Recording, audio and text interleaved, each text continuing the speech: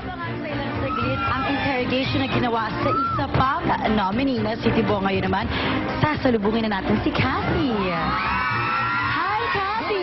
Kathy, eto excited ka na ma-meet ng mga ka-terrific, ang mga Joe Cast, ang mga PJ Cast. Please welcome ang charming babe ng Bohol, ex-housemate Kathy! Wow! At syempre, kasama natin ang iyong ate, Evelyn. Wow! Maligayang pagbabalik. Ex-housemate Kathy, ha? May kasabay na May fireworks. fireworks! Kaya First nga time eh. yung ganyan. Grabe Winner! Okay, grabe. Hanggang ngayon ay tuloy-tuloy pa rin ang fireworks. Pero sa ngayon, importante na balikan muna natin ang ilan sa mga memorable na happenings sa bahay ni Kuya. Narito, panoorin mo. Masayahin. Masaya at nasa-shock po ako, kuya, dahil sa description na Bibo or Bibang housemate. Ngayon ko palang na-realize na Biba pala ako. Tutay Biba. Marunong makisama. Huwag mo siguro masyadong isipin na manalo ka or na para bang kailangan perfect, diba? Dapat kasi enjoy mo lang yung stay mo dito. Matatag. Try harder. At may tiwala sa sarili.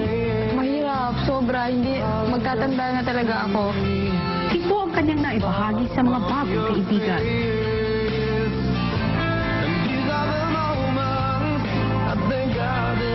Pero sinubok ang kanyang pagkatao sa iba't ibang ugali at iba't ibang tao.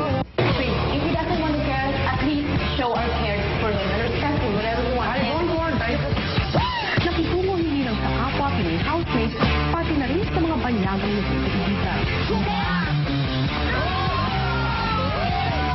Nagbahagi ng kanyang sarili. Ang pakikitungo sa iba't ibang klaseng personalidad ng isang tao, ayun sa mga mahalagang bagay na pwede kong dalhin sa labas. At lumaban sa mga pagsubok.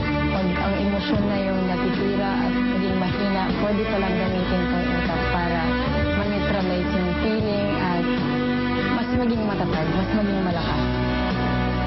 Natagpuan ang sariling kakayahan sa gitna ng sariling kakulangan. Lalabas ako na isang mature, stronger.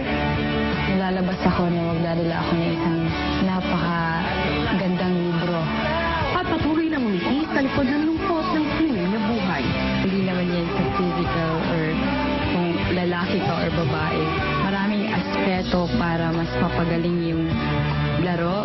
Focus on their potentials and not on their limitations. Good luck, Kathy. Ayan, mga kapamilya, ang saya-saya ng pagsalubong sa'yo. Nais lang namin ipaalam sa inyong lahat na sa paglabas po ni Kathy, nagkaroon po ng fireworks dito sa bahay ni Kuya. At yun po ay courtesy of Kathy's fans. Ba, ngayon lang nangyari yun sa kasaysayan ng PBB. Nagpa-fireworks sa mga fans mo. Pero di ba pagkatapos mo maging housemate, napasubo ka kagad sa Task Force Resback Attack. Anong natutunan mo sa misyon na yon? Masaya kasi isang week din na pagpatuloy ng stay ko. Tapos, ang mahalagang bagay siguro is yung naipakita namin kung ano yung totoong pagkatao ng mga housemates sa kabilang bahay. Thank you very much, Kato, for everything! Woo! Good job! Marianne? Wow! Sino naman kaya ang makakasama ni Kathy dito sa Outside World?